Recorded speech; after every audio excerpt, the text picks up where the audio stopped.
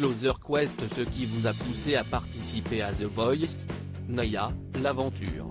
Je chante depuis plus de 20 ans, donc CIST a un sacré challenge. CIST comme si je remettais les compteurs à zéro, que je n'étais qu'une débutante. Je me mets en danger en faisant cette émission et CIST, ça qui est génial. Vous êtes le sosie de Céline Dion depuis 1999.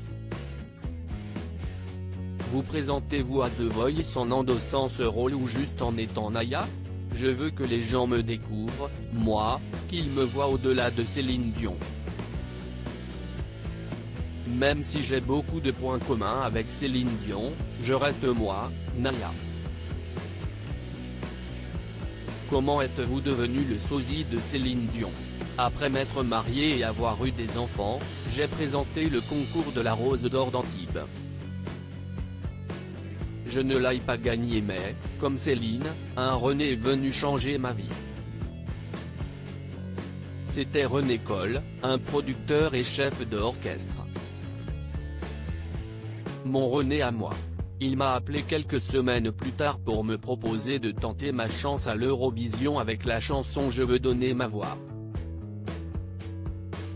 J'ai représenté la France à Jérusalem et suis arrivé jusqu'à une finale. C'était dingue, mais j'étais loin d'être au bout de mes surprises.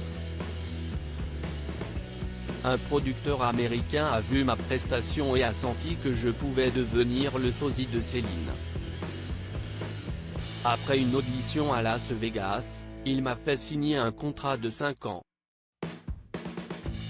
N'est-ce pas mission impossible d'imiter une telle star? Presque. Rire, j'ai dû énormément travailler, regarder en boucle des centaines de shows et d'interviews pour adopter son accent québécois et sa gestuelle. Physiquement, on m'a toujours dit que je lui ressemblais, donc je n'ai pas eu besoin de me refaire faire quoi que ce soit. Rire, côté voix, j'ai développé mes médiums grâce à elle. Céline est un instrument de musique à elle toute seule. Quand je chante en tant que Naya, il y a moins d'aigus et de fioritures.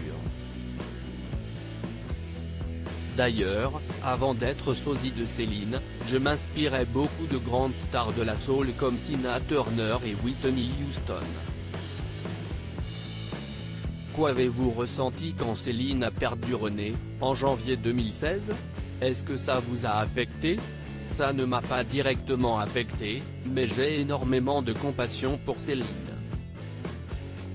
Elle a beaucoup souffert et sacrifié énormément pour chanter. Je suis sa plus grande avocate. Quand des gens la critiquent, je monte au front. Céline est au-dessus de la mêlée, elle est iconique. J'ai des frissons quand je pense à l'espoir qu'elle donne. J'aimerais lui dire, Céline, reste comme tu es, les Français t'adorent et t'attendent.